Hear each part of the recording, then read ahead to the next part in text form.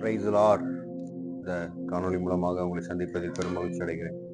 நேற்று நம்ம பார்த்தோம், என்ன பார்த்தோம்? நம் தேவன் சகலத்தையும் செய்ய வல்லவர்ங்கிற பார்த்தோம். இன்னைக்கு நம்ம பார்க்கக்கூடிய விஷயம் என்னன்னு பார்த்தீங்கன்னா, அவர் பூவிக்க வல்லவர் அப்படிங்கிற பார்த்தோம்.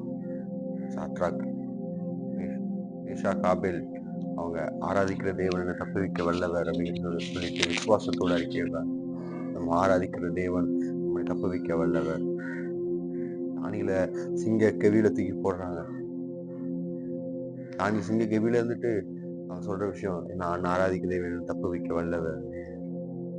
நீங்களும் நானும் ஆராதிக்கும் தேவன் நம்மளை தப்பு வைக்க வல்லவராக இருக்கிறார். இந்த நேரத்திலும் ஆண்டவர் உங்களை பார்த்து சொல்றது, தானியேல் 3வது அதிகாரம் 17வது வருஷத்தை நான் ஆராதிக்கும் தேவன் எங்களை தப்பு வைக்க வல்லவர். திடீர் அக்னி ஜுவாலையில போட்டாலும் அவர் என்ன விடிப்பார். உங்க வாழ்க்கையில சில பிரச்சனைகள் இருக்கலாம், சில கஷ்டங்கள் இருக்கலாம், சில பாடுகள் இருக்கலாம்.